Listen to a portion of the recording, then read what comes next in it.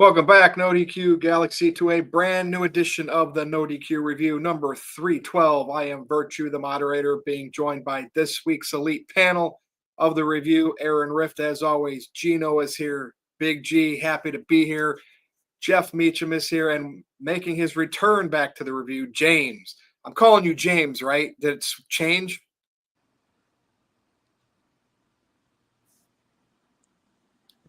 Somebody pull a string. You can't hear it. Yeah, you're calling me James. Yeah. All right. What's up, man? James J. Hebert, either way. What's going on? It's going good, man. It's good to be back. I know a lot of people were probably not expecting me to be on the show after everything that happened, but then a certain enemy of yours became an enemy of mine, and then that's all she wrote there. So now I'm back. I wouldn't call him an enemy. I just don't care about that person. No, neither do I. Yeah. All right. No. Well, you know how this works, so stay tuned. We got a couple big topics here. Plus, the NoDQ always chimes in with super chats, so stay tuned. We'll be back momentarily. Jeff, what's going on? I'd like to thank tonight's sponsor of the Jeff Meacham contribution, Vapo Cool throat lozenges, because I'm feeling like crap. So it's going to be a hopefully brief chime-ins from me with two topics. We might get you in under an hour, even still, Virtue. We'll see. All right. Well, stay tuned. Big G, happy to be here. What's going on? Yep, always happy to be here. Happy to see James back on the review. Yeah, doing pretty good. You know, wrestling was good. Football is great for me right now, but Steelers kick the Bengals ass. That's always good. Right. Other than that, like I always say, let's get this ball rolling, baby. All right, Gino, what's going on? Not too much. Honored to be here, and I'm looking forward to talking this week's topics. Yeah, we always got a couple barn burners here. They're going to be good times. All right, Aaron, what's up? I'm doing well. I'm looking forward to WrestleMania season. We're now in the final month of 2024, and things are starting to pick up. Monday Night Raw was a hot show, and we'll see what happens next. We'll be talking about that. We'll be talking about what happened at Survivor Series and what might happen at WrestleMania. Glad to have everybody on, and great to have James back with us. He was on Virtue's naughty list for a little bit, but he got his way back onto the NoDQ review, and we're happy to have him back. So this should be a fun panel tonight. And Jeff Meacham feeling festive tonight with the Santa hat. No sick days. I love the spirit.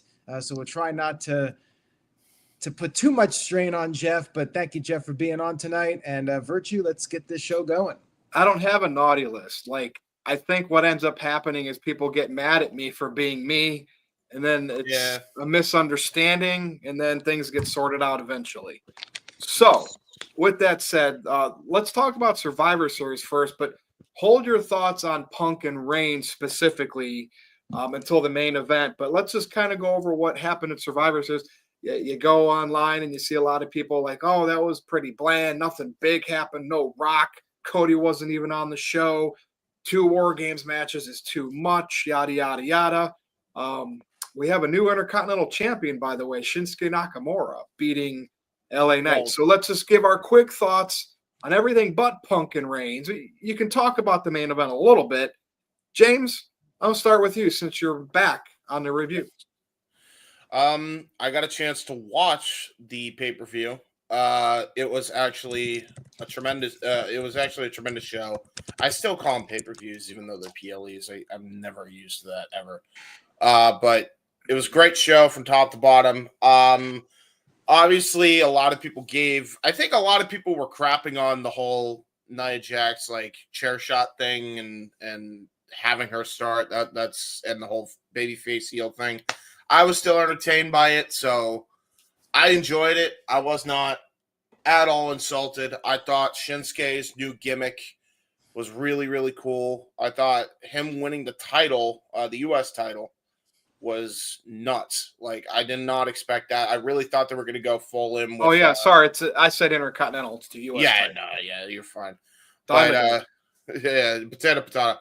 I really enjoyed that match. I didn't expect LA Knight to pull out a burning hammer, so that shocked me. So good on you, Workhorse. But yeah, really good match there. I thought the match of the night, personally, to me, might have been that Intercontinental triple threat. The heat on that was nuts. Sheamus was a star. I think Ludwig established himself as a kind of a guy who can wrestle, but basically a chicken shit heel, if that makes sense. I thought that was really cool. And the world title match was very, very good. Good cool down, but still had a lot of substance to it. And the main event was probably the best War Games I've seen WWE do ever. And by the way, I'm an NXT Black and Gold fan. That covers a lot of ground. I think this was the best War Games. This isn't some recency bias. Like, you aren't going to get that loud of a reaction for guys like that before. So overall, I thought the show was pretty much a 9 out of 10, all things considered. I thought they did a tremendous job, bang-up job. Thanks, James. Now, what I'm thinking, it says Survivor Series War Games. Yeah. Only the men needed to be in the cage. Like, no disrespect to the women, but them being in that cage, and you kind of saw certain times they were taking it light, and yeah, we had moonsaults on garbage cans or whatever off the top of the cage, but maybe just a traditional Survivor Series match would have benefited them and made the main event even more special. And it would have been no disrespect to the women. I mean, Survivor Series used to be those 5-on-5 traditional Survivor Series matches. They could have been the only one on the show that did that, which would have been special. Yep. So, Jeff, what do you think? Yeah, I tend to agree. We were saying amongst all the shows I appear on that the women's match didn't need to be War Games. It definitely needed to be traditional Survivor Series. We rarely get those anymore. Those are, as you said, Richard, they're a treat when we do get them. The men's War Games delivered. We'll talk more about that later. I thought that match delivered on all fronts. It's unfortunate the injury appears to have happened when Bronson was just really starting to get some steam back after being off injury for however long he's been off. It sucks. I am happy for Nakamura. I was dead sure they were just gonna shoehorn him in and have him lose, and then he has that match on January 1st for the Noah promotion. So I figured he would just be, in and out again, but he's U.S. champion, so good for him. Intercontinental title match was great. I am so happy they're emphasizing the workhorse nature of the Intercontinental title and projecting that onto the women's Intercontinental title as they go forward with this tournament. I think that's wonderful. Gunther's path seems interesting to me now because the whole run up to the Survivor Series was about him losing his confidence, and he only won because Balor helped. And I mean, he mentioned that on Raw, but I'm at a loss as of yet as to where Gunther goes from here as the World Heavyweight Champion, because I don't feel he should lose before WrestleMania. But if he's going to continue on this path, it was mentioned on another show that they should turn him into a chicken shit heel and have him have a manager. And I'm like, no, that's not the Walter character. That's not Gunther. That's not who he is. So I'm definitely, I have more questions than answers coming out of Survivor Series for sure. And I guess that's how it should be. I think with Gunther here is like then Finn Balor now getting interjected with him. F and Finn is filler. I always look ahead, and I've private chatted with Aaron on several occasions, and we'll talk about that. Could we not get Rock and Roman yet? Is this going to be a Cody Rock thing? And then is Roman going in another direction? So Cena's coming back. And I think of Cena having a big match, Gunther. So, you start getting all these different possibilities in your head, and that's good, right? We don't always want to know exactly what WrestleMania card is going to be, especially this early on. Like having multiple possibilities that we can theorize, and then we'll see how it plays out. So, all right, Big G. Yeah, overall, I thought it was a good pay-per-view, PLE, whatever you want to call it. I enjoyed both War Games matches. I like the spot with Tiffany Stratton pulling out the Money in the Bank briefcase, out of the trash can. Because when she came out with it, my wife was watching with me. She's like, "Where's your briefcase at?" And I was like, "I have no idea. She might have left it in the back." The triple threat between Sheamus, Braun, and Ludwig was damn well perfect. I thought I liked it. Nakamura winning was definitely a shocker. I like his new gimmick. It's really feudal Japan if you think about it. And I know people were complaining how he had new music on Friday and they switched it to something. I think the music that he had on Saturday really fits this gimmick. I just hope they actually stick with Nakamura and give him a decent run, because we don't know how much long Nakamura has in WWE. Gunther and Damian, you get Finn in there again, kind of rehashing from SummerSlam. I hope they do something big with Gunther here because I'm not feeling this whole, Gunther is lost his courage or whatever. And then the men's war games. He has to go see the wizard. Yeah, he has to see the wizard. The men's war games match we'll talk more about here later soon. But I thought it was really well done. So. Yeah, I mean, it's weird because, are they trying to turn Gunther babyface? Because they're putting him in situations to get sympathy. Yeah. So, just crowd didn't get the memo on Raw. They were chanting one more time when Balor hit the coup de grace on him multiple times. Yeah. No, but I mean, but still, though, if you go to leading into that world title match, they were giving him babyface sympathy, with Damian Priest. It's just very weird. Yeah. So who knows what they have planned, but I guess we'll see. You good, Big G? Yep, good. All right, Chino. Yeah, a lot of great points you guys were making. Trying to follow along with everything and try and not repeat some of the same things that you guys did, but a few things. Big G, like you said, the Tiffy time teases are terrific. Pardon the alliteration. Every time something like that happens with her, I almost don't want her to ever cash in because it's just so fun to have her. Obviously, I know she's going to have to cash in.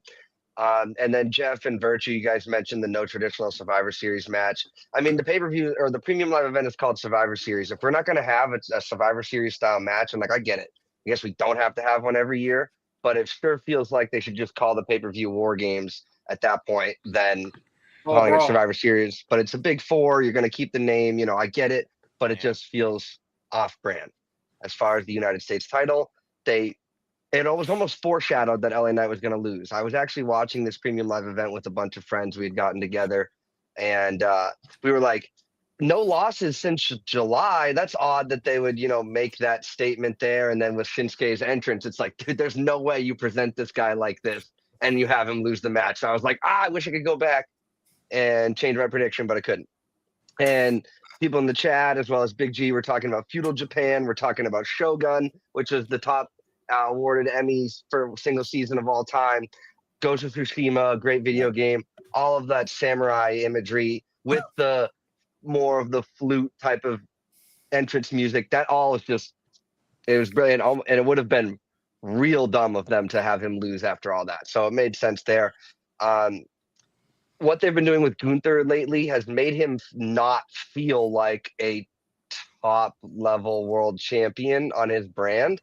It doesn't even feel like it's his brand anymore. It almost feels like and kind of visually looks a little bit like the Intercontinental title. So I'm getting a very much high mid-card vibes from the segments that Gunther's involved in, which is difficult because it's not fair necessarily because Cody isn't really involved in the best segments, but he still feels like the main event scene. So I don't know if that's... Remember, Gino, you got two world champions, and you do have the potential of The Rock coming back to challenge Cody for one. You got to prop one up, and Gunther, looking a little too close to Cody. We got to bring you down. Maybe that's what's happening because Cody beat him in Saudi Arabia too. Right. And so it's just interesting booking decisions, at least in my opinion. Now, we're going to touch on the main event more coming up, but one thing that really stood out to me that I had to make sure I remembered coming into today was the faces that Tama Tonga was making as he was climbing the faces that he was making and his climbing of the scaling the cage like Spider-Man. Yeah, dude. I think that did more to get him over with me than the however couple of months he's been here at least since Fatu came and took his thunder. And And I thought that CM Punk was booked a little bit more as the babyface than Reigns was. So I thought that was strange, because it feels like it would be so easy to have Punk play the bad guy role. But I think that they're trying to overdo how good of a guy Punk is to make what happened at the other company seem like it's really the other company's fault. So that's how I feel about Survivor Series. I mean, they don't need to do that. I think No, they with don't. the common sense head on their shoulders knows like what really went down over there based on. Yeah. Right. Anyway, are you good, Gino? Yes, sir. Aaron? Oh, Jeff, go ahead. I just wanted to ask real quick and kind of get a feel. Not near the degree of bad booking, but it feels like Gunther's world title reign is very much being booked like CM Punk's first run with the big gold belt. It's like he's the champion, but he's just kind of there. Does anybody feel the same way? Like I feel bad because Gunther like he shouldn't be booked like this. He's the world heavyweight champion. He's supposed to be the champion on Raw. My whole thing with that is I think Gunther's going to get himself into a bounce back. You mentioned Cena Virtue. I think that's the perfect person to have a match with at Mania for Gunther. I feel like even win or lose to Cena, Gunther's already a future Hall of Famer as far as I'm concerned. You add a match to your time as champion, and I'm not just talking about world title. I'm talking about all the time he's ever spent as champion. You lose to Cena, you're a made man anyway. You could afford a loss. That's why I wasn't so angry that he lost to Cody, really. Like, he could take a back seat, but with all these other things going. But the minute he goes and fights him again, he's going to get that confidence again. He's going to win. You know he's going to win. So I'm not nearly as iffy with it. Plus, I mean, Seth Rollins, Drew McIntyre, and I'll even give credit to Damian Priest, kind of did a very good job at establishing the title as not just a super mid-card belt to me. So it kind of being like that a little bit right now with everything going on, it's like, you know, there's a lot of A stories that don't exactly involve a world title right now. We had talked about when the title was first established that it felt like a consolation prize because Roman couldn't be beat. Yeah. So and it's feeling like that again now, and I'm disappointed that it's with Gunther's reign. Cody can't be beat. Hey, Cody can't be beat now. Well, right. But he'll go Homelander, and that'll be fun. Aaron, what else you got here before we move on? Well, it's just incredible how Triple H's WWE managed to make Cody Rhodes the John Cena that people universally love, and also make this Roman Reigns universally loved compared to the Roman Reigns of the previous regime. Quite impressive. Nice feat by WWE. I've already said my piece on the show. I thought it was a good show. I do want to say this, though. The people on Twitter and X that were very negative about Survivor Series, and they were like, well, if AEW put on a show like this, there'd be all this negative energy. And, oh, my God. I mean, one show was $50, one show was $10. AEW has to deliver big every single time. When you're charging $50, you have to bring your top level A game every single time. WWE, they do not have to go out there and have these guys damn near kill themselves. Now, I would have liked to have seen a little bit more physicality in the War Games matches, especially the women's match. But like you guys said, it really should have just been a traditional elimination match. The main event was more about the story. We did get a couple of cool spots, though. Bronson Reed doing that big tsunami. That was insane. And Jimmy Uso's Uso splash off the top. It served its purpose. The match was more about the story, and I thought it was very well done. It was a good show. WWE's not on the downswing. If anything, 2025 could be their biggest year yet. You got the Netflix premiere. John Cena's coming back. The Rock's probably coming back. And Raw was a home run, in my opinion. And I think that's the general consensus, that Raw was a really strong show. I think they're they're just as hot as they've been. I mean, the momentum continues, and I think people are a little quick to jump the gun. Oh, this is the beginning of the end of the Triple H era. He's lost the Midas touch. I've seen all these comments, and I feel like a lot of them are just trolling. They just say things on Twitter so they can get their $15, $20 from Elon Musk. I mean, people just say things for likes. Yeah, that's probably. Yeah. Gino, what do you want to add to that? Yeah, so you could even make the argument that the WWE premium live events cost less than $10. You get a whole month of Peacock for that price. You can watch basically whatever they have on there other than, and they have plenty of great WWE content, the 24s and all that stuff, but you can go watch whatever you want. Your girlfriend can watch Love Island, doesn't matter. WWE, you could argue they're doing such a great job promoting their product that they really only need to, like, they only, really one match is selling their pay-per-views for them. I mean, not really selling it, but it's like really what's bringing you to the table. Right. And War Games only happens once a year. So it in itself is a draw. And keep in mind, I will say this for anybody that thought that Survivor Series was a bad pay-per-view, I dare you to go back and watch some of those late 90s, early 2000s pay-per-views. Like watch one of those pay-per-views that had like Gene Snitsky and Heidenreich on the pay-per-view card and tell me this was a bad show. Yeah, exactly. Thank you. I am still in my childhood binge, Aaron. I just finished the year 1995. Other than ECW, I have regrets. Oh my god! Oh my god! Yeah. The freaking TV, the TV's bad, and the pay-per-views are worse. I'm going. I paid $40 for this shit. Oh my! What the hell were my parents thinking? Let me watch this crap. Oh, yeah. Yeah. Some of those single branded pay-per-views, like in 2004, 2005, those were brutal. Mm-hmm. Those were ripoffs. Like if you paid $40 for those shows, you were getting ripped off with those, and those were bad shows.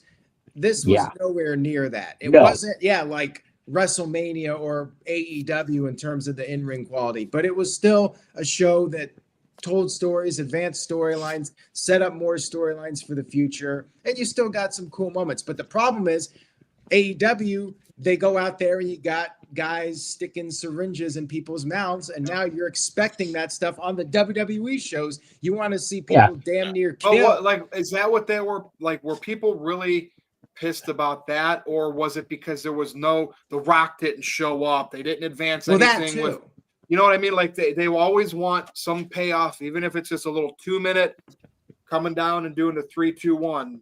What are they really pissed we about? Told they people, don't know. They don't even know.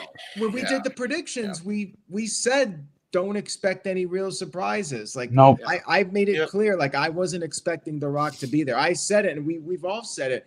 He's probably not coming back till Netflix at the earliest, if he even shows up then. James. To add to all this, okay, the whole reason, most of these people that said, "Oh, Survivor Series was a bad show," like they're praying for the downfall of WWE so bad at this point. That's what's happening. That's the truth. Yeah. And these people that compare WWE to AEW is like comparing a freaking apples to freaking grapes at this point. It's not comparable. It's not comparable.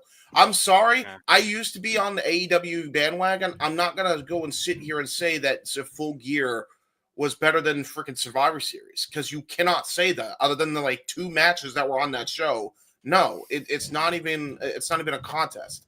So, I'll do you one better, folks. WWE put on a $50 type of show with Survivor Series for $10.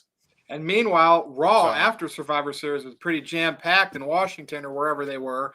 How was Dynamite after Full Gear? Exactly my freaking point. Beautiful. Dude, is because they are only catering to their die-hard subsection the of fans, and that is all who's left. And there you go. Even the crowds, they got their Dynamite. TV deal, so they're successful. But let's really look at that TV deal that they have. It's not even anywhere close to what WWE gets, and they have to. So that money, like the Warner Brothers Discovery, doesn't produce that show for them. Tony Khan's got to pay for production, and because that deal is only so much, he can't put any more money into production to make it WWE's level. So there's a lot, but it'll get bragged about. They got their TV deal. Yeah, they got But their the- TV deal. Could- Here's another thing. I don't mean to cut you off, Jeff. These people on the AEW side too, Virtue, they're ADHD ridden. Like they have to have instant gratification, like right away. They have to get it. That's not how WWE operates, and it's doing better for it. By the way, Right. they're doing better for it. This is why Raw, SmackDown, any show that they're doing right now is harder than it's ever been because they're doing long-term booking, which we have been crowing about. Yeah, By the way, we're going to talk about that with Punk and Reigns for sure. So stay tuned, James. We'll be back to you. All right. Yeah, Big G, you go next. I'm going to make Jeff wait long. Just real quick. For me, it's always been quality over quantity. Yep. Good. It should be. Yeah. Jeff? Simple as that. I just gonna say, for the longest time we talked about Tony's quote about, I'm not gonna make the same mistakes Bischoff did. Tony's making the biggest mistake of them all. What was the one real critique about WWE creative prior to Triple H taking over? One guy was booking for one guy. Vince was booking for what he wanted to see. That is exactly what Tony's doing now. Mm-hmm. Well, what did Triple H even say recently? He said that he doesn't book for himself. He has to book for what the audience wants. I saw that on NoDQ on the headlines. Yeah, it's like, if I book for myself, we'd be out of business. Look, like, yeah. They were going to do Rock and Roman. That could be postponed now till WrestleMania 42, and we'll talk about that because Triple H, other opportunities. Now all of a sudden, CM Punk's in the mix with Heyman. You don't see that. If you do see it in AEW, it doesn't really. It's the wrong wrestlers. If they push that match back another year, I'm never gonna hear the end of it from JJ ever because he was right. I'm gonna. Well, we're gonna talk some possible theories and stuff. So stay tuned. All right, Aaron, you want to finish up before we can move on? Yeah, we do have a couple super chats, which I'll get to in a second. Hey, we got our AEW talk in tonight. I mean, it always happens, and it always gets heated. And, we all want to see AEW evolve and be able to build the brand. And, I think that's going to take some creative changes. We've said it before many times. And people could say, yeah, the wrestling's great, but whatever they're doing right now, it's not working. And I'm just, as a viewer, I'm bored with the shows. Like, I'm not invested in what's going on. Like, I know, okay, the pay-per-views are going to have great matches. That's fine. But I just don't care enough. Like if I wasn't covering it as my job, I would not buy the pay-per-views, even knowing that there would be good wrestling. You can get good wrestling any number of places. There's TNA, there's WWE, there's New Japan, there's all the. There's a free MLW show this Thursday you can watch. It's going to have unbelievably great matches. There's independent promotions. I mean, there's so many options out there, and at some point AEW has to evolve, or they're going to get left in the past. They're going to get left in the dust. They gotta shake things up creatively and make some changes if they want to continue to actually have a presence and mean something. Yeah, they got their TV deal, like Virtue said, but beyond that, they really don't have much going on for them right now. But yeah, we got a couple super chats here, so let's get to those. Shout out to Walter, Rage of Wrestling. Make sure you guys follow him on his channel at Rage of Wrestling. He says, change the War Games format, make it an elimination match. Then you get the best of both worlds. Plus, now the advantage will actually mean something if you do it that way. James, I'm going to go to you in a second. I just wanted to say something on this. The problem with that is I feel like the match would be even longer than it already is. They got to figure something out. If I'm going to criticize something from Survivor Series and the War Games, I think they got to change something up with the beginning part because it feels like it drags out for so long and that it's like 20 minutes before the match officially starts. Yeah. And I like the actual submission. I miss that. I rather they do bring back the submission ending to the show. But anyways, James, what would you like to add to that? Well, there was a idea that I can't take credit for this idea. JJ Williams actually came up with this, the Renegade. But it's a really good idea, so I'm going to say it here for him. Make the Survivor Series literally what it was, which was all about survival. So introduce some gimmicks to make that thing work. Like, bring back the Buried Alive match if you can find a storyline that makes sense. I mean, you got 5 members of the Wyatt Six, 6 members of the Wyatt Six. There you go. You can slot one of them in that match and have them fight, I don't know, Karrion Kross or something, for example, in like a year. So next year you could have a Buried Alive, you could have a traditional Survivor Series to open the show, then the War Games to close it. Have some title matches. Maybe Rey Mysterio's on his retirement tour, Mask versus career or something of that nature, or Mask and career. Anything to do with Survival, make that pay-per-view like the Survival pay-per-view. That, to me, makes the most sense. Just put all the gimmicks of Survival in one show for a Survivor Series. As long as it makes sense, book it. Yeah. I mean, that's an My idea. biggest complaint about Survivor Series is not the fact that it's not a top cage, is that it's not submit or surrender anymore. You can get a pinfall. It's like that was the downfall of War Games in WCW, having that pinfall bullshit in 1998. Well, that was a three-way match, which is even more stupid. But War Games is simple. You make your opponent submit, or you render him unconscious where he can't respond.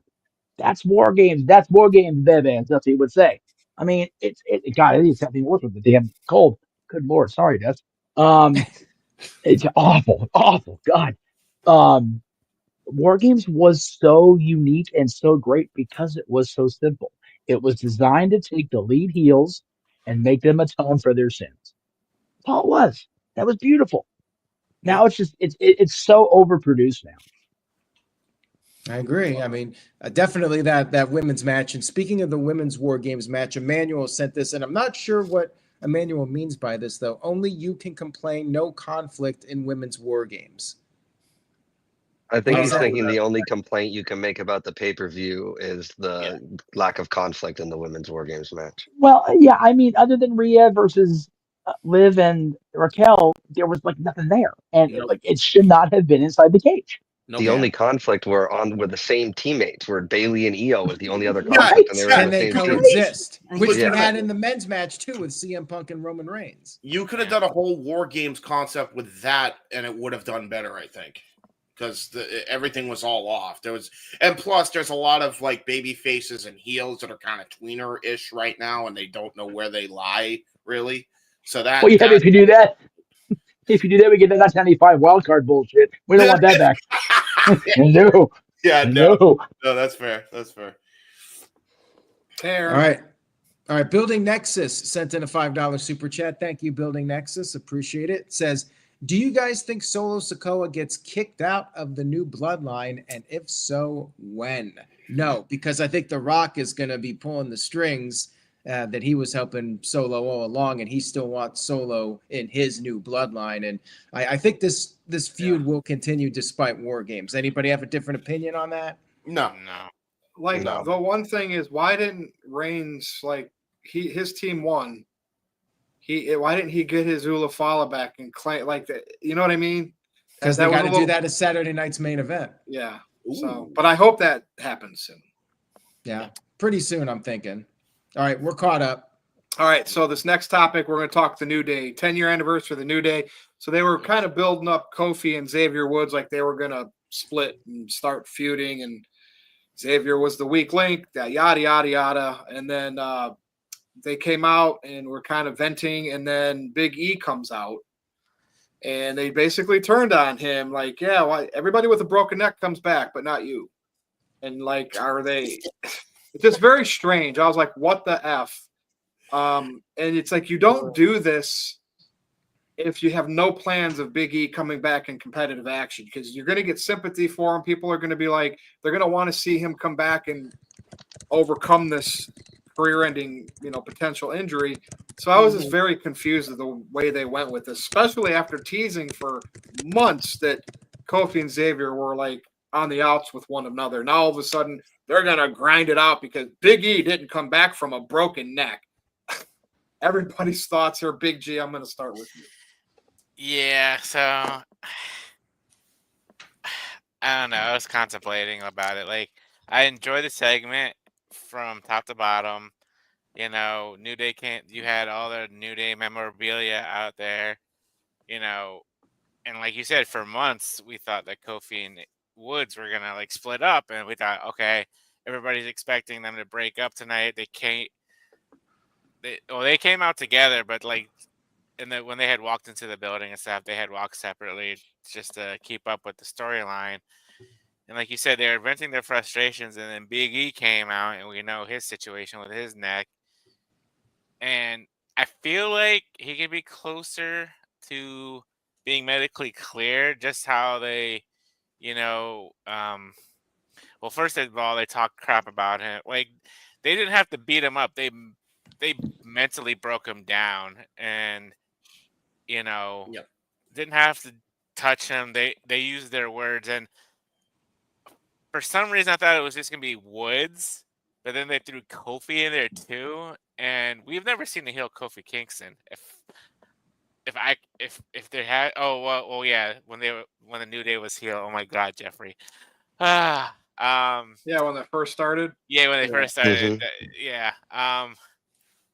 But yeah, it was just really weird to see Kofi turning heel again. But like I said, hopefully Big E is soon to be medically cleared. We know he didn't have to have surgery or anything like that.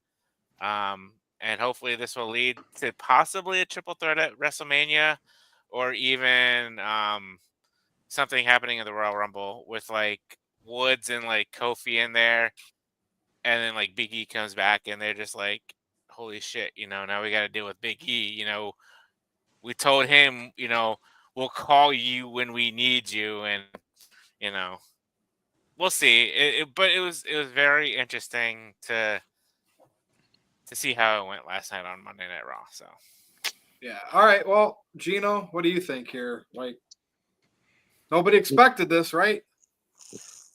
You know, at first I thought it was being promoted as like the entire episode of Raw was dedicated to them. I guess I must have misunderstood that because when we went in, it was really just one segment. So I was a little confused by that.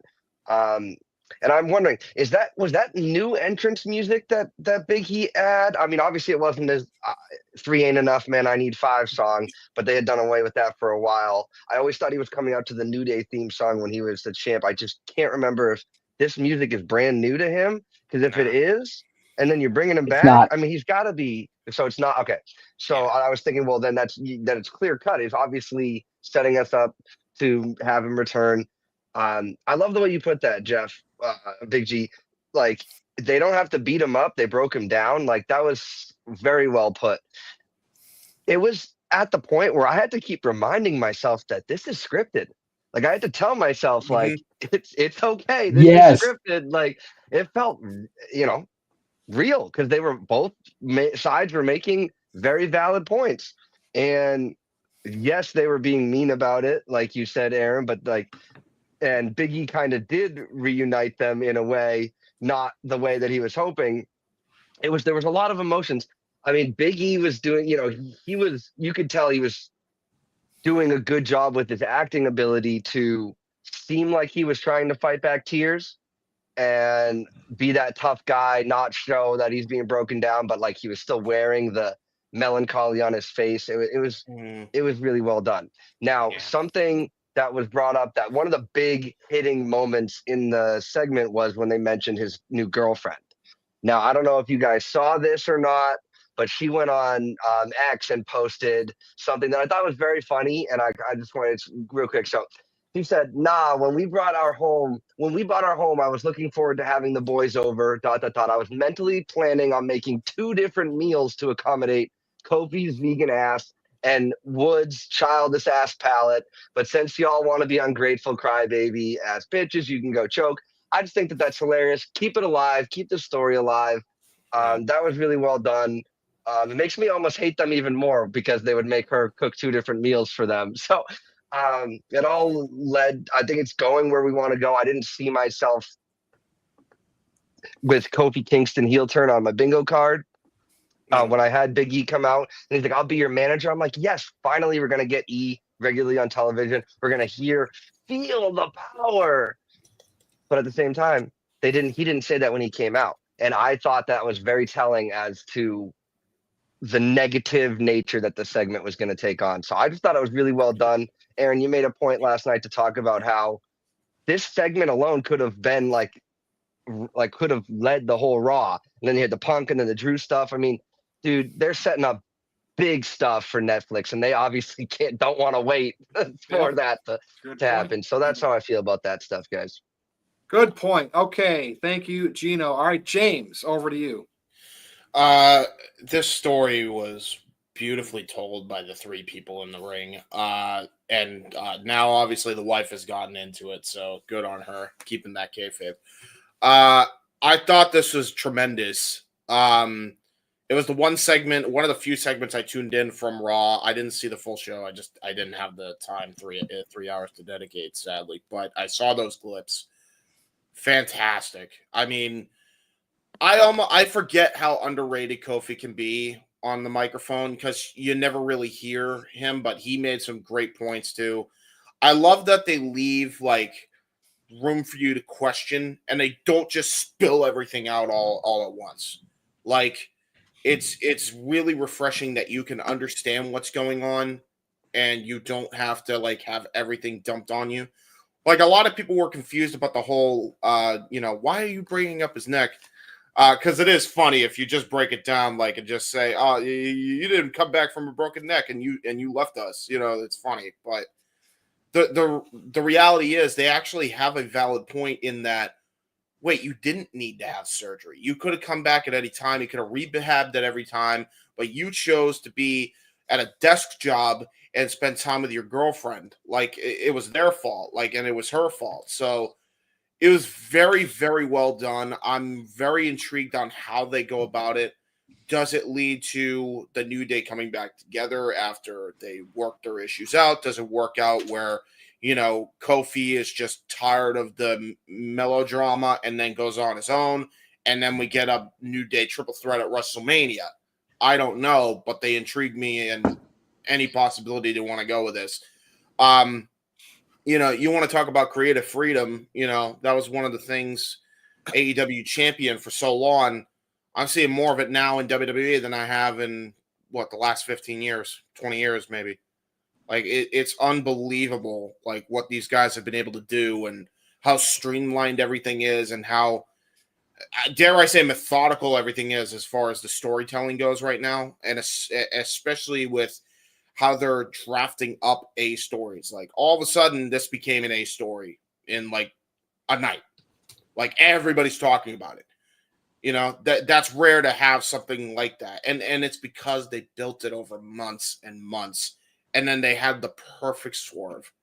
It was beautiful. I thought it was honestly segment of the night. And that's coming from a CM Punk fan, so that should tell you a lot. Well, they're trying to do things people won't predict. I mean, Bronson Reed entered into the War Games match. Oh, it's going to be Seth Rollins on the other side. Nope, it was CM Punk. Beautiful. And, hey, Xavier and Kofi are going to, implode. Nope, they team back up to push Big E on out. So they're trying to do things that people can't necessarily guess. Yep. So that's at least effort. All right, Jeff. Meacham. So that's what. I was trying to unmute. Sound like Tasmanian Devil there. Sorry, still got the frog on my throat, and not the Warner Brothers frog either. Though he might dance out here anytime. The way I'm feeling. Jesus Christ. So yeah, last night was hard because Dylan's my son's first favorite wrestler was Kofi Kingston, and he switched his fandom from Kofi because of the New Day forming. So it's been an interesting 10 years. He was not allowed to watch wrestling in 2019, but I made sure he saw Kofi win the championship because that was such a cool moment. Last night was definitely different. I put a tweet out this morning on the way to drop him off for his school thing. I'm looking forward to what happens next. Kofi's never been a real pure heel. Like when New Day formed, they were like, they weren't bad guys. They were just acting, they were chicken shit heels, right? I'm looking forward to seeing this darker side of Kofi Kingston. Mm-hmm. Woods has kind of gone back and forth over the years in his career. He was I believe he was a heel briefly in TNA, and I mean really briefly, but we've never really seen that come out of Kofi Kingston. Kofi's always been the sympathetic one, even during this conflict with Woods. I do agree with you, Virtue, though, that if Big E is not going to be cleared, where's the payoff? So I think that's why they went full hard in on the heel turn for both of them. That way we get to see this different side of both of them now. In case Big E doesn't come back, they can just be frustrated because they've been, carrying the load while Big E's been, off doing his own thing. So they can be frustrated on that front. And if he comes back, then it's gravy. There you go. Yeah. Okay. Aaron, over to you. And TJS is trying to say, let me on. I want to say my piece. Well, no, because you used the wrong form of peace. Okay. It should be PEACE. And if you want to put your thoughts out, super chat it. Aaron will read it right here on the review. Aaron, go ahead. Yes, and give us a Beatles reference, and we'll pay extra attention to it. Anyways, yeah, that New Day segment was great, and like James said, there's so many possibilities for this now. It's got you hooked. Where are they going with this? One would expect that Kofi Kingston and Xavier Woods are going to have some sort of new presentation, new music, new look, new attitude, and I think they've desperately needed that. They needed a change for many years now. Like the New Day had been beyond stale, and they really needed something different. So I'm very happy that they did this, and now we just wait and see what happens with them. And then if Big E comes back, that's great. But if he doesn't, maybe Big E or maybe Kofi and Xavier can have a good run in WWE as a top heel tag team. So either way, it's really good for them, and I'm very invested in it and looking forward to what comes next. Now, we do have a couple of super chats here. So Emmanuel sent in $5. Thank you for that. Appreciate it. Says, if Odyssey Jones was still involved, where would this go? I mean, that's a great question. You never know if they actually had a plan for this storyline. It's really hard to say. Gino, you got an opinion on it? What do you think might have happened if Odyssey had stuck around? I think that the Karrion Kross infection of Xavier Woods's goodness essentially would have taken full effect. I think that they pivoted that pretty quickly. Now, I say Karrion Kross, and I think, is he going to be happy to what Kofi and Xavier did, or did he really just want him to split off? So I wonder if they even referenced that. He Pats him on the back. Karrion posted on X yesterday saying it is a new day. Yeah, I mean, for all we know, Kofi would have been with Odyssey as a tag team, and then Xavier would have been a heel with the Final Testament. Who knows? But I think that this ended up better than what that would have been. I don't know if Odyssey Jones would have amounted to anything. That's going to be one of those what ifs, like some of those other guys that came in, Lars Sullivan, Velveteen Dream. Odyssey Jones seemed like he had some potential, but yeah. That double sidewalk slam, I don't think I'll ever forget that, honestly. So it's really a big shame. I wish you didn't mention Velveteen Dream, because that dude was a star. I can't believe you ruined that for himself, the idiot. Yeah. Well, he's still wrestling, so. Oh yeah, in gymnasiums, I'm sure. Never say never. Yeah. All right. Psycho Jet Black is here, by the way. We were wondering if Psycho Jet Black was going to appear tonight. James looks like a Keebler elf with a beard. Do you take offense to that? I mean, you could call me that, or you could call me, Yukon Hebert, named after Yukon Cornelius, because I've been called that as well. In the holiday spirit, I guess. Well, I guess thank you for the super chat, Psycho Jet Black. And Psycho Jet Black sent in another $2 super chat, says, will this new heel day, what is he spelling like TJS?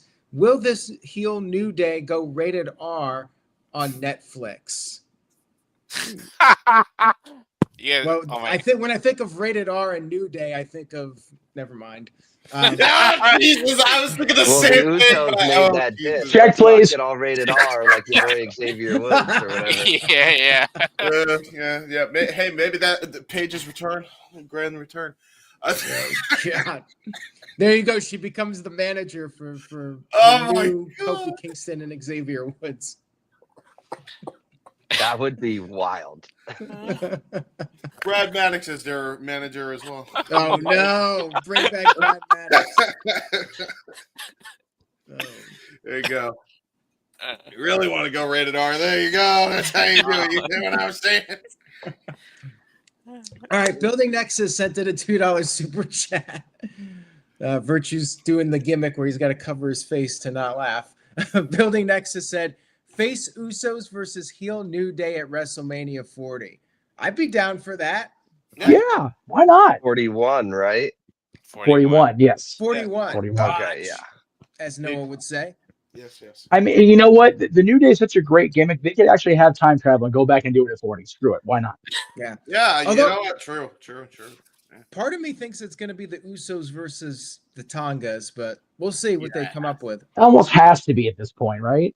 Yeah. I mean, that either that or the New Day. The New Day would be great, but I guess it just depends on the storyline. Some people would like to see the triple threat. If Big E's cleared, I think you got to get Big E in the mix and do something with him and Kofi and Xavier. But we'll see what happens. Thank you for that. And Psycho Jet Black, here we go. Psycho Jet Black says, Jeff, can you do a Daffy Duck impression? With this voice, That super chat is despicable. There you go. That's all you're getting, Psycho Jet Black. Donald. I was about to say Donald ain't gonna work. That ain't gonna work. Donald's not going to work with my throat. I will have no voice for the main event topic if I try to do Donald Duck right now.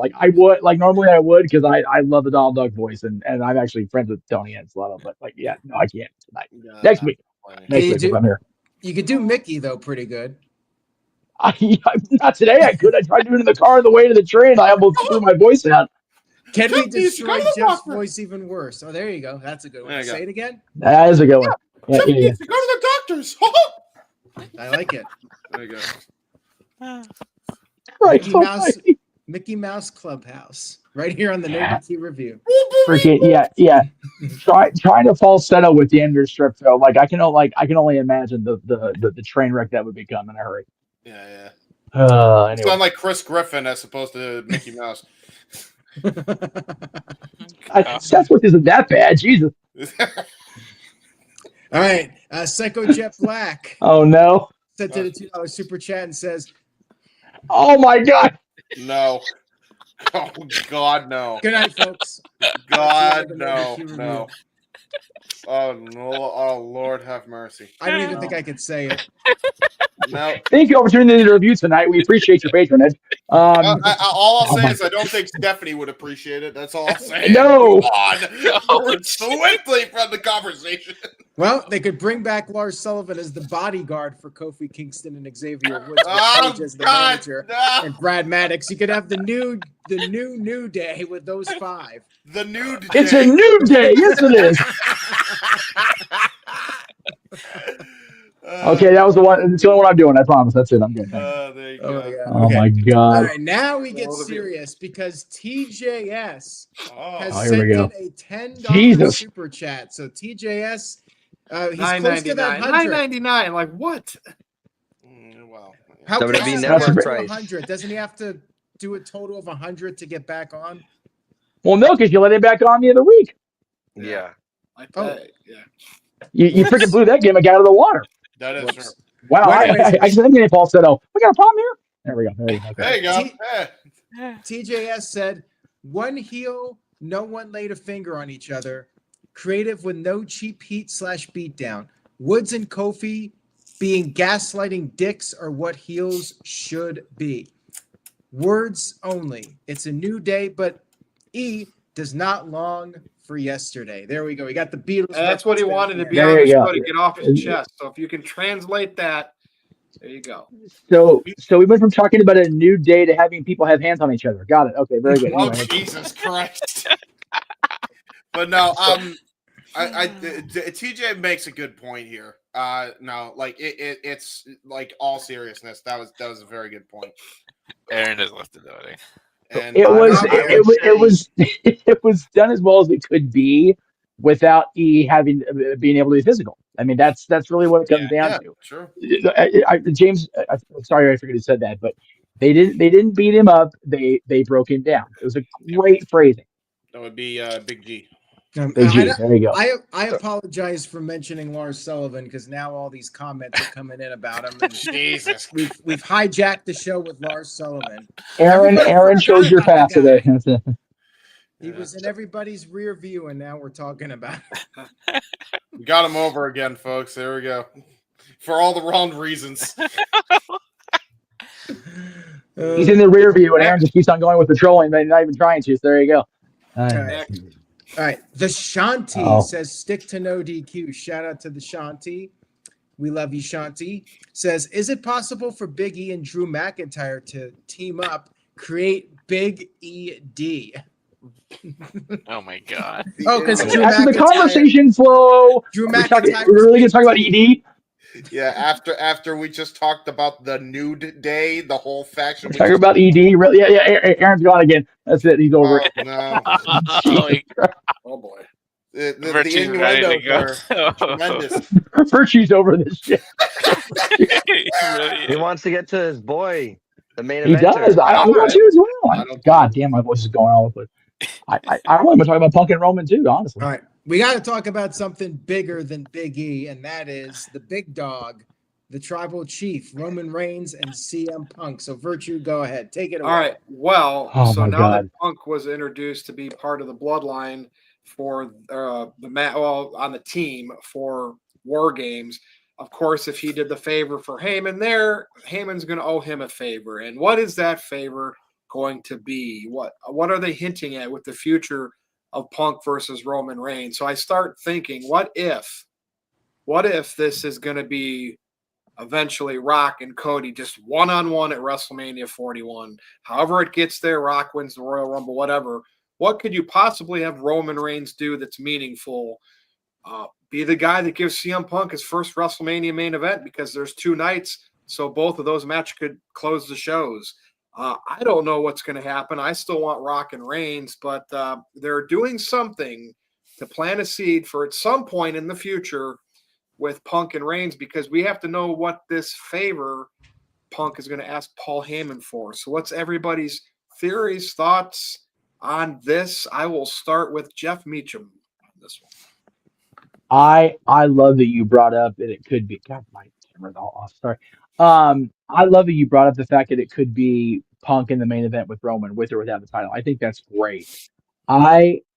He was clearly pointing to the imaginary WrestleMania sign on Raw last night. I think we can all kind of, guess that.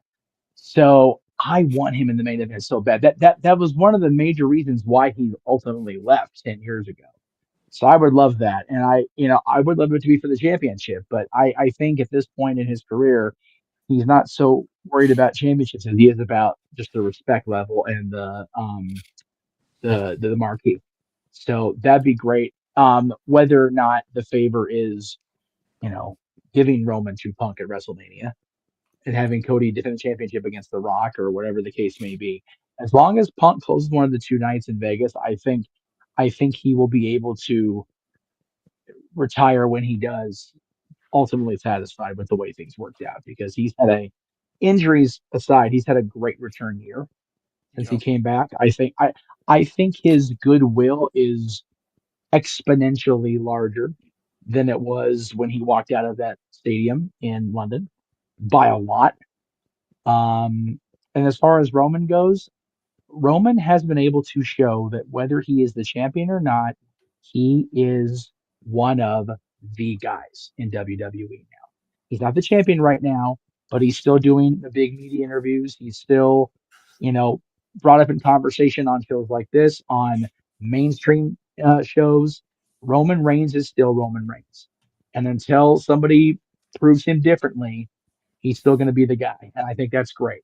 And Paul being back now, the favor is going to be interesting. I'm looking forward to it, all of it. Because if that match, I'm almost like I could almost see this now between WrestleMania and 41 and 42. We're going to see probably Rock and Roman at some point, and we're going to see maybe Punk and Reigns. I think those 2 matches will happen within the next 2 WrestleManias, based on the pointing to the imaginary sign sealed the deal. Right. And Heyman being the wise man for Roman, you got to think that he's meaning Roman for that spot. That could be hyped up and delayed all the way till 42 as well. But I'm starting to get the feeling where I'm going to have to wait even longer for the Tribal Chief match. But you know what, though, Virtue? Something I just thought about when you mentioned The Rock. One of Punk's major points of contention was the fact that Dwayne is in the main event of WrestleMania and not me, makes me sick. Mm-hmm. What if it's Punk and Rock? Could be. What if Heyman pulls enough strings where it's Rock that he gets handed at WrestleMania? Yeah, I'll do there's you a one. favor coming, so Yeah, There's definitely a favor coming, and it has to do with WrestleMania. I mean, that's clearly James? At this point. I'll do you one better with that, Jeff. What if they do it for the Rock's belt he was gifted, and Punk becomes the People's Champion? Just a thought. Just a thought. I'm just saying. Stakes are important in wrestling, and I think that the championship being involved would be an intriguing wrinkle. I just for me as a fan, it's more about Punk getting that main event, and it happens to be against The Rock, who he was bitching about 10 years ago having the main event instead. I think it's a great little twist.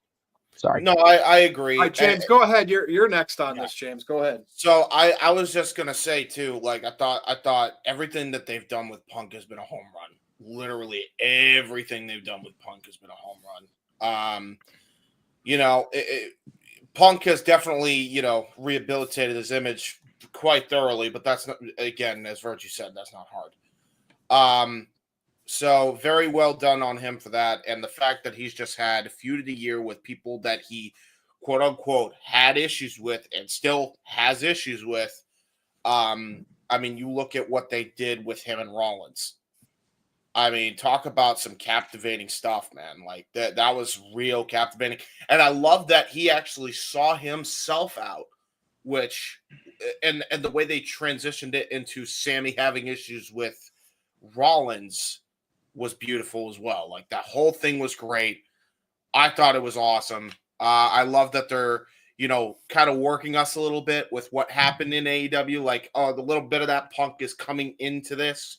Like, the whole thing that Punk said on the Ariel Helwani interview is, I want you to think, whatever the heck you want to think, just leave me alone, right?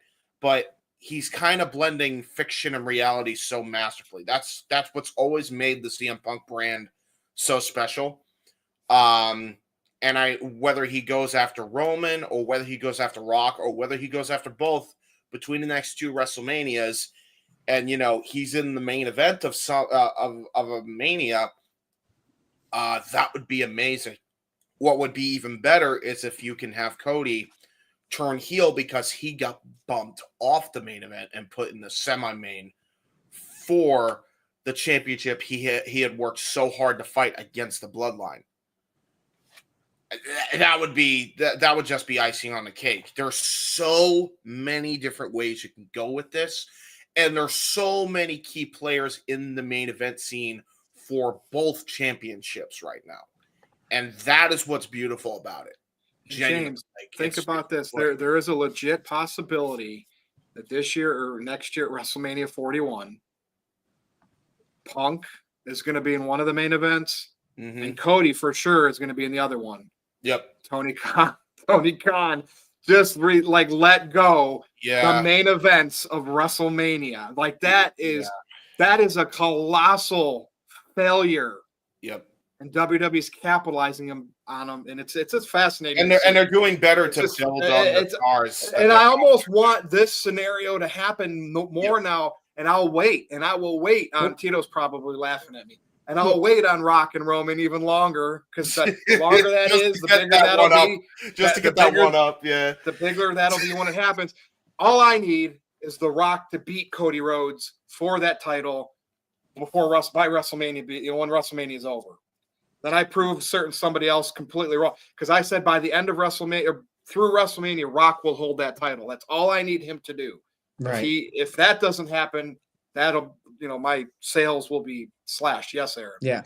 Well, several years ago when Cody came back to WWE, I said the smartest thing for WWE to do would be to push Cody as the guy and show everyone that, hey, AEW might not be the place to be. Look at Cody. He left AEW, became WWE's top star. CM Punk's coming back to WWE. Yeah, that would be something I think there's a very realistic chance of it happening where CM Punk main events one night and Cody Rhodes is in the main event of the other night, and that would be something. And Mr. Tito sent in $2. He says, thank you, Mr. Tito, by the way. Check out his columns on NoDQ. He says, so happy for CM Punk, FAEW.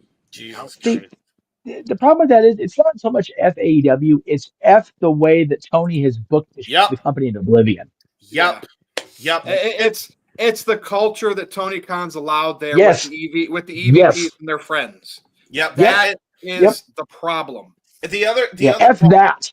I'll do you one better on that, because Kenny wanted to work with Punk after everything went down. Hangman even wanted to work with Punk after everything went down. It's all on the Bucks, as far as I'm concerned.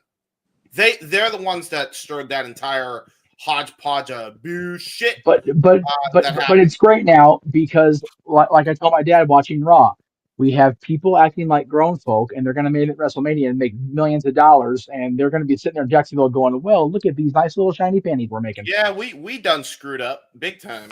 All right, well, we're going to move on. Aaron, we'll come back to you. Big G, go. Yeah, so it was interesting last night with Punk pointing to the imaginary WrestleMania sign. You know, we all want to know what his favorite is going to be from Paul Heyman.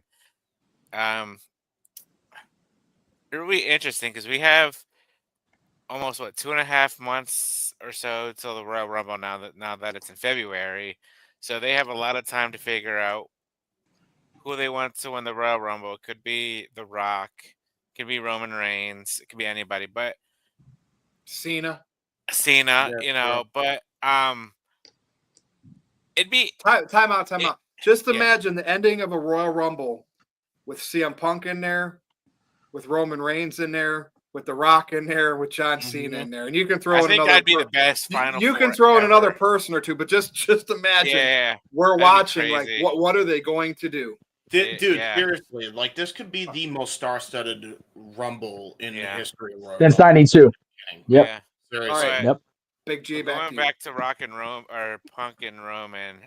That'd be very. I'd be down to see that at WrestleMania, and then like you said, Virtue, we might have to wait another year for Rock and Roman. I mean, we've been so patient this long. I mean, for us, we've been patient, but for other wrestling fans, they're impatient and they want it right away. But then, things come into play. Where's Seth Rollins going to fit into this? Because last night, Punk said, or Rollins said, I've been thinking about you for the past 6 months. And Punk was like, well, I haven't been thinking about you at all. And, they had their little scuffle. So could we see something at the Rumble with them? Or, could Rollins be involved in something with them at WrestleMania? I like how we like the fantasy book to see where things go. But then we also like to sit back and enjoy the storytelling to see where it's going to lead and if it's going to be a big payoff. So, and then obviously, we could get Rock versus Cody too at WrestleMania. So my big thing is whether it would happen before Mania, so Rock would have it going into Mania, or it happens at Mania. I just need, for bragging purposes, The Rock to have that title officially be the champion one more time. And some people will never hear the end of it from me. I can wait on Rock and Roman I need that. That's my big exclamation point. And Aaron knows what I'm talking about. All right, Big G, you good? Yeah. Gino. Thank you. Yeah, so there's a lot of different trajectory that they could do. There's a lot of different paths they could take with this. The first thing that I wonder with regards to the favor that CM Punk can get from Paul Heyman, like how much pull does Heyman have? It's not like he gets a favor from Triple H or something like that. So like, can Punk get a favor from Heyman that dictates he either gets to wrestle against Roman Reigns or The Rock, or it is at WrestleMania? Like, I wonder how much in the story they're going to give Paul Heyman the pull to make something like that. Like, CM Punk seems that his favor can be whatever. It seems like he thinks it can be whatever he wants and it will get granted. Obviously, he pointed to the WrestleMania sign. Now, going into it, when we found out about the favor, I think that was the Friday going into Survivor Series, so we didn't have a lot to really talk about with that. I thought to myself, what's the best way for CM Punk to guarantee himself a WrestleMania main event, either night 1 or night 2, without, and obviously last night he talked about Elimination Chamber, winning the Rumble, other paths. like the easiest way to do it would be to have a guaranteed match against Roman Reigns, because you would presume, but we all know that Roman Reigns wouldn't be anywhere on the card except for the final match of whatever night that is. So I thought to myself, okay, that could be like CM Punk's backdoor way into, I don't care what your WrestleMania plans are. You guys mess with mine, I'm going to mess with yours, and we're going to, 10 years ago you messed with mine, I'm going to mess with yours, and I'm going to get Reigns all to myself. So they could do that. I, however, don't believe that that's what they're going to do. I think that the turmoil in the match itself in Survivor Series was done self-contained in the match to get Paul Heyman to come out and to lead to how it's splintering off with Sammy and Jay and Seth and Drew now. So I no matter what Punk and Reigns do for a buildup, there's not going to be as much heat as a Seth Rollins versus Punk. Like, we've been waiting literally a year now to have the payoff for Seth Rollins' immense freak out when he heard CM Punk's music. I finally got to see fan footage of like actually focusing on the wrestlers when CM Punk's music hit. And it didn't take very long for Seth Rollins to start that. I thought that he would start that later on for the cameras and whatever. I mean, there's genuine, real storyline that you could use for these two, whereas the Punk versus Reigns, oh, you didn't let me enter this match that I'm here helping you with anyway. Like, that's not, like, come on, like, grow up a little bit. You're here to help, whatever. So I don't feel like Punk versus Reigns can happen before Rollins versus Punk. But then again, they found a way to make it work with Drew. As far as The Rock and Cody and things like that, I mean, we kind of have to get The Rock versus Cody before Rock versus Reigns or Punk versus Rock or any of these other variables, because The Rock has only been, literally this entire year has been The Rock focusing on Cody Rhodes. And when we last saw The Rock speak, he was still on good terms with Roman Reigns. We saw him come out at that pay-per-view, did the 1, 2, 3, and did the So we don't really know where that led, and we haven't had anything since. So storyline-wise, him and Roman should still be on the same side. Now, it could be revealed that he's mad for getting speared accidentally at WrestleMania, and then that's why I took the new bloodline and did all this stuff. Since when does The Rock need anybody to do his bidding for him? Okay, well, I'm sure they could write that into it. I would say that it's got to go Rock versus Cody has to be the first match The Rock has back, whether that's at Netflix Raw, whether that's at the Royal Rumble. I think it should be done at the Netflix Raw, but then that kind of takes away The Rock from being able to be in the Royal Rumble if he wins the title from Cody.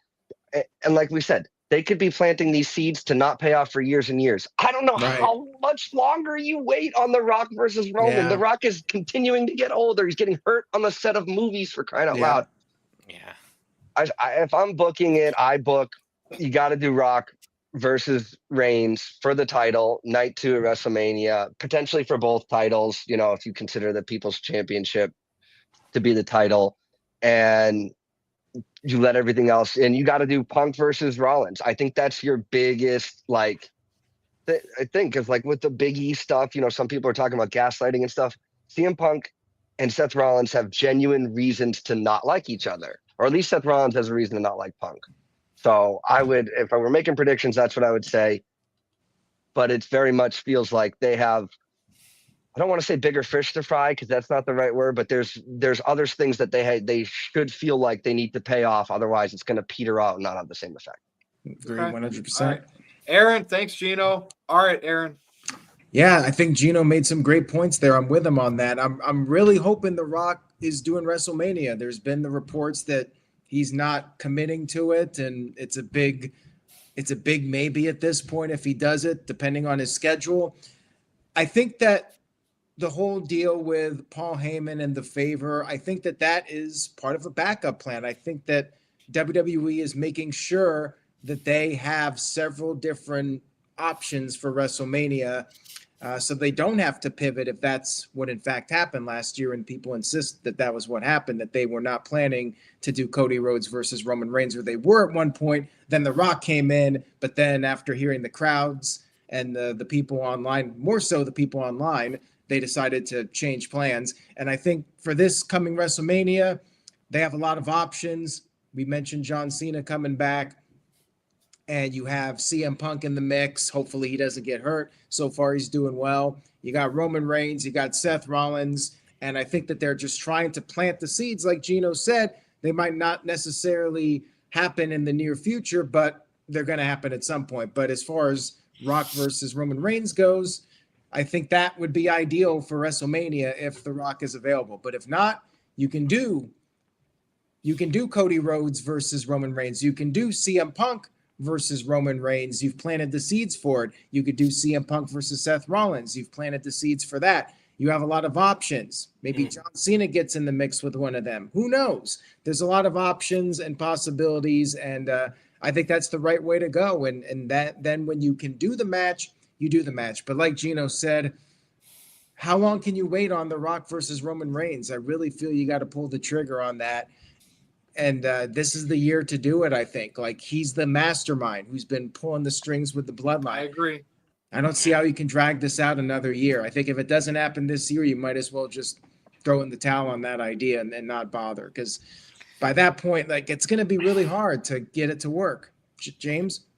To counter argument that, though, if say The Rock can't do it for whatever reason, there is next year. I do think there is at least a little bit more time. I think Rock is slowly kind of winding down on certain other things to be able to free up his schedule for next year. So if he can't do it this year, it's going to definitely happen next year. But so like, I think it's not like they can't tell the damn story. I mean, we've seen that they've definitely been able to do it. TKO's paid him a lot of money to be on the board. They got to get some value back from The Rock, and his biggest value to that company is big time appearances and maybe a match or two. So like, it's there. Them paying him and giving him all those stocks, it's there. It's going to happen, and he doesn't have much left, and then he can ride off into the wrestling sunset like Cena, and then they can both focus on strictly Hollywood. Like, it's in the next couple of years, I think that's where we're at with both of those guys. Yeah. All right. We got some super chats, but Jeff, go ahead. I just want to ask Gino, now that you've seen the footage, do you agree with the rest of us that Corey Graves should be nominated for the Nobel Peace Prize for having Rollins not kill Punk? I mean, God, Corey Graves had to almost tackle him. That was crazy. I think Punk is still a top level professional. But Rollins was just like Corey was physically restraining him. Wait, wait, that was real? Like, that was actually a real, genuine reaction then? Well, I mean, you know, what would you believe when you see it on television? I mean, they prove them with this Cody Reigns, Kevin Owens thing that they're always filming something. But it's again, it comes back to grown people putting aside their BS to make money. Yeah. The way I look at it is if Edge and Matt Hardy could have set aside their differences for their feud, then anybody should. Right. Seriously, that is. Yep. I was saying that with AEW. Like, look at Benoit. Look at Benoit and Sullivan, for crying out loud. Look at Hardy and friggin'. Well, I mean, to be fair, they were beating the shit out of each other before Nancy actually went the other direction. To be fair, so they just turned the juice up even farther. They made money with it. Is the point? They did, and they 100% did. Rehire Benoit after he was about to leave for WWE. So it's like, yeah. So I'm glad you mentioned that. Thank you. Yeah. Yep. Preaching to the choir, yay! All right, we got some super chats here. Let's get to these. Tiger sent in $2. He says, "What is Rollins' problem? Get off Punk's jockstrap. His problem is that CM Punk quit WWE, and while CM Punk was gone, getting in trouble, getting in fights with people, Seth Rollins was a workhorse. He was busting his ass, making all the appearances, and then CM Punk just waltzes right back into the company. That's his problem. So whether you agree with Rollins or not, that's up to you, but that's Rollins' perspective on it." That's right. So thank you for that, Tiger. And we got Psycho Jet Black, who sent in a $5 super chat, says, seriously, any chance of Roman Reigns versus The Rock at WrestleMania 41 ending with Roman losing and has to face Rock again at WrestleMania 42, twice in a lifetime? No. Oh, geez, God, no. Please, no. Guys, The most it would be a second match at SummerSlam, but I don't even see that. we're lucky if we even get one Rock match before he's done for good. Yeah. Don't ask for too much here. Like, I really want the scenario of Cody dropping it to The Rock and then The Rock facing Roman Reigns. At this point, I don't even know if he's doing both matches. Who knows? I mean, Rock did go on Instagram and say that the rumors are all BS, but who knows at this point? You never know what's going on in his life with all of his projects. And, you know, at his age, can he do more than one match? Will he I was going to say right now, he's sitting on a pile of box office money thanks to Disney and Moana, so he ain't got to rush back anytime soon. Yeah, and he's filming And the he live made action $50 Moana million too. for Red So. One, so he's chilling. Yeah, he's fine. filming. I heard about Red One. I still need to see that. Yeah, I mean, he's in movies that the budgets, like the movies don't necessarily make money, but he still gets paid to do them, and then they end up. Then the streaming service. See, that's the thing. Some of these box office failures these days, they end up eventually making their money back, getting contracted out for the rest of their lives on streaming networks because they just toss them back. Like, they constantly make money to be on a streaming network. So movies can flop more so these days than ever, and they'll end up turning into something on a stream, and people will end up liking them after they were bombs. It's just crazy. It's absolutely crazy. All right. We got one here from Emmanuel. Thank you, Emmanuel. Says, Heyman's favorite to CM Punk is a subscription to NoDQ. Just as good as the WrestleMania main event.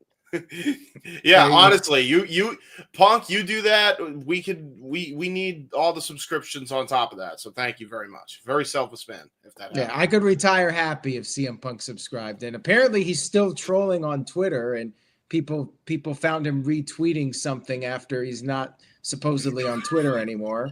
I think he's taking a page from McIntyre's playbook then, if that's the case. He's like, McIntyre's got a whole deal with this. I should take some notes here. I'm gonna get my book out. I'm gonna learn from this guy. Yeah, so there's still hope. So you're saying there's a chance maybe CM Punk subscribes to NoDQ. Yeah, there is a glimmer of hope there. All right, so Psycho Jet Black sent in a $2 super chat. Thank you for that. Says Banger Bros versus the Submission Sorority. Oh my god! No. Back on that. For those who don't. Okay, so first of all, we're speaking ill of the dead. Can we not? Like, Jesus, like, seriously. I Let can't Brody believe rest in that they peace. actually went with the Banger Bros tag team name. Why was that a thing? Even for a short time, it's like, oh god, come on, guys. By the way, You can't tell me that somebody didn't go to Vince and go, okay, so yeah. Like, come on. For the record, by the way, that was the original name for Team PCB, which was Paige, Charlotte, and Becky. Yeah, I remember. I remember. Yeah, I know you do, but for the people that don't. All right, well, it's James, a burden to be a wrestling professor. It's a burden, brother. Yeah, true. James, Psycho Jet Black wants to know, what are your thoughts on the Yankees? Well, I'm not really that much of a sports guy, except for when our whole team fights somebody, but they're cool. I mean, hey, the Ganzel, one of our family members, the Ganzels, was actually one of the first Yankees player to hit a home run at a Yankee Stadium. So, I true story. So I'm much a Yankee as I am a Boston Red Sox fan. Okay, so that's just the truth. So there you go. All right, then. All right. Mr. Tito sent in $2. He says, how about them Steelers, Big G? Yeah, how about them Steelers? Real quickly here. People shit on the Steelers early in the season, saying, "Oh, they're going to be at the bottom of the division. They're not going to amount to nothing. Russell Wilson isn't going to do anything." 9-3, mother effers. Kiss my white behind. Thank you. Good night. I'll add one more to you, Big G. I'll show you the team that is going to be the lowest in the league, and I'm a New Aaron, England. I can say that. Guys, Aaron's falling asleep after left. All right, Aaron, next super chat. All right, Psycho Jet Black, and then we get to plugs. Hey, Gino, how about them Patriots? Well, yeah. I'll try to be quick with. I'm going to be quick with this. So yes, we're probably going to finish last. We're tied with the Jets right now, and they have Aaron Rodgers. So whatever. Drake May is a good talent. We're going to have a great offseason because people are actually going to want to play with him. Whereas last year, nobody wanted to come to New England because there's no talent on the team. So that's what I feel about that. I think next year, baby. Yeah, that's true. I was glad Belichick's gone. Honest to God. And look, teams can turn it around like that with a young quarterback. Look at the Denver Broncos this year. They're probably going to be a scary wild card team this year. Mm-hmm. Oh yeah, Broncos are going to make a difference there, at least for the first couple weeks of postseason. And Russell Wilson went over to the Steelers and is helping the Steelers win, so everybody's happy. Yep. No, right, except Cowboys fans, we suck no matter what. Psycho Jet Black sent in a $2 super chat. Thank you for that. Says it could be worse. You could be Brad Maddox. How did we get Brad Maddox and Lars Sullivan on this stream? It is your fault. That's why. I don't know how. Honestly, I don't even think you can blame Boss Man. It may be my fault. It honestly is this. You know what? Somebody thought this was shenanigans because you and I are on. So clearly, they're super chatting in the wrong room. Has to be that. It was a my bad. Then sorry. Let's make a pact to never talk about Brad Maddox and Lars Sullivan. We just need a run in from Bart Gunn, and we'll be okay. Get out of my head. Quickly, let's get some plugs for super chats about Bart Gunn. All right, what else we got, Aaron? We caught up on super chats? For now, all right, let's do our plugs. Let's go, James. You guys, by the way, if you thought I wasn't going to do this on NoDQ, you're mistaken. You can find me on YouTube, Instagram, and X at JHebert95 and on Facebook at James Hebert. I can do really cool and dumb things on the internet. Go check out right now. We are live for NXT. We're actually live on my channel and on various other channels for an NXT watch along right now as we speak. Oh, Lordy. Once you're done off here, everybody at the NoDQ chat, go check that out. JHebert95, Cassidy 18 Studios, and Rage of Wrestling, all live currently right now for the NXT. Is NXT 2 hours every week? Yeah. Yes. Oh, you guys got plenty of time, even though it's almost 8:30. All right, thanks, James. Go ahead, Jeff. As is Raw, by the way. Remember, James, Raw's 2 hours now, not 3, like you said earlier. So you got time. Yeah, all right. So on the 31st, I'll be having my 5th anniversary show, which is all for the Jeff Meacham Network, which is also the end of the year show. And in the first hour, start at 11 p.m. Eastern, we're going to announce the winners of the NoDQ.com Year End Awards for 2024 with a possible cameo by Aaron Rich himself. So stay tuned for that. But we're going to have a complete countdown across the country. All 4 time zones in this country are going to be counted down in that show. So we'll have a lot of different segments, a lot of stuff you probably wouldn't expect to see on the Jeff Meacham Network broadcast. So including appearances by heads of state, which is scary. Yeah, Jeff. Right. I mean, I'm 42 now, so that might be past my bedtime, but I'll try to make a cameo if I can. If I'm still awake. Yeah, let's teach your wife at midnight, man. It's New Year's. Come on. She'll be asleep before me. God damn it, you two! I swear to God, you guys are killing me.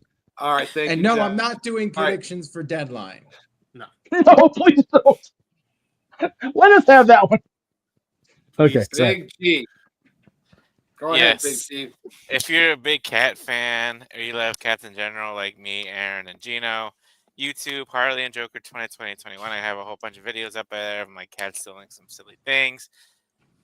I'm occasionally on X now. I just like to retweet WWE stuff or Aaron's stuff or NFL stuff, Pittsburgh Steelers stuff. But you can find me in there on NoDQ_BigBallerG, on TikTok, BigBallerG1988, and on the Insta, NoDQ_BigBallerG1988. That is it for the Big Baller. All right. Thanks, Big G. Okay, Gino. Yeah.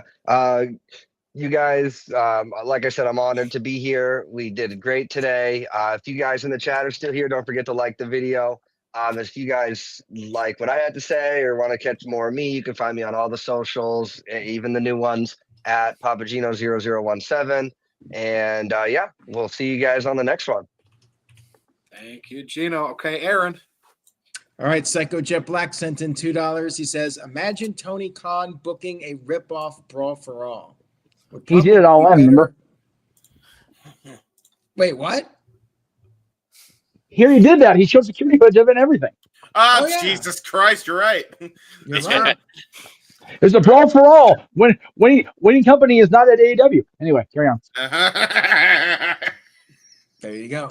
Thank you for that, Psycho Jet Black. And then What the hell for that? Probably. That among other things. Hey, that's not entirely untrue. Damn it. That applies to me more than you. Sure. Uh-oh. Oh, my God. Anyway. I mean, we were hellbound a long time ago with all the shit, man. Express lane at this point, brother. You and I both, man. We're in the same car. I'll be right there behind you guys. All right, so Psycho Jet Black says with a $2 super chat, Aaron is 42.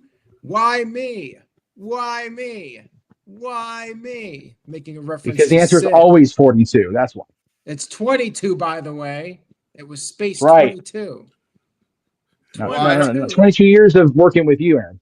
Well, I heard somebody wants to play Catch 21, but Jake Roberts plays 20. You know, I just realized it's not Psycho Jet Black, it's Pico Jet Black. What's that about? Has that always been That's that true. way? Yeah. Have I been reading it wrong the whole time? Yeah. I think so. Always, bring it back up again. Bring it back up again. Pico Jet Mind Black. blown. Oh my God. All right, go ahead. The mind sees what it wants.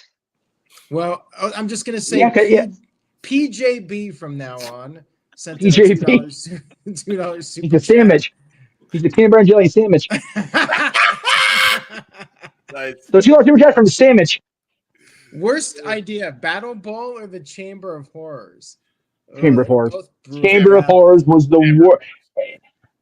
WCW did some really bad stuff. The Chamber of Horrors has got to be in the top 3. So, I mean, Abdullah the Butcher getting electrocuted isn't one of your all-time greatest wrestling moments? Oh, it's hilarious, but what's so bad is that wasn't the worst moment of 1991. That was the worst moment of that show. Mm-hmm. Now I think you're right. God. Oh, again, awful. if you think Survivor Series, anybody that says Survivor Series was a bad show, I mean, nobody got electrocuted on that show. Just saying. Not on purpose, anyway. So we got Brawl for All, and Psycho Jet Black sent in $2. He says, "I'd rather be PJB than EC3." Or CYF. So would Derek Bateman. But would you rather be TJS than would you rather be TJS than PJB? That's a valid question you raised there, Virtue. Good question. Why does everybody say I look like TJS, by the way? Everybody says that I'm like a doppelganger of his, and I don't get why. Side-by-side picture, Aaron. Make it happen right now. I mean, you're not from Arkansas, so there's one. There you go. There's that plus. Well, hey, you know what, though? You don't giggle. Like, you laugh and stuff, but you don't giggle. You don't go like somebody's like the Pillsbury Doughboy. You haven't seen me on the Saturday Shenanigans. Then I giggle my ass. Well, you know what, James? You don't giggle. You fly that belly laugh every time because everything just pops you. It's beautiful. Yeah, beautiful thing. That's true. All right, what else we got, Aaron? I think we're caught up at this point. Oh, thank God. Thank you, PJB, for all the super chats. We appreciate it. PJB. That's it. Make the shirt, Aaron. Make it happen. On X.com, if you dare, the platform of the toxic trolls that everybody wants to flee. And there it is, at NoDQ_Virtue. And then I'm going to have Aaron close this one out after the super chat. So, all right. Psycho Jet Black sent in $2. Hey, James, is TJS your illegitimate brother? I swear to God. He's definitely somebody's illegitimate something in Arkansas, clearly. So I know. Wow. Hey, James, giggle. There you go. All right. Well, thank you for that. On that note, we're signed off for the night. This is the No DQ review 313. What did you say it was at the beginning? I didn't 312. 312. We went from 312 to 313. And then I also said that long. We're on a whole other show now. I said the Intercontinental Championship, meaning the U.S. Championship. So, yeah, Botchamania. Yeah. Woo, Botchamania. Buddy. The one time you don't ask. But anyways, guys, have a great night. I hope you were entertained by this week's No DQ review. Send us a comment if you liked it, if you hated it, and give it a like if you did enjoy it. And we'll be back next week. So say yes to NoDQ.com, and we'll see you all next time. Have a great night, folks. Hit the If you hated the show, subscribe thank you button. for watching the Wrestling Observer. Yeah, exactly. Hit the subscribe button. All right, Oh later, my everybody. Jesus Christ. Good night, guys. Good night, guys. That's everybody.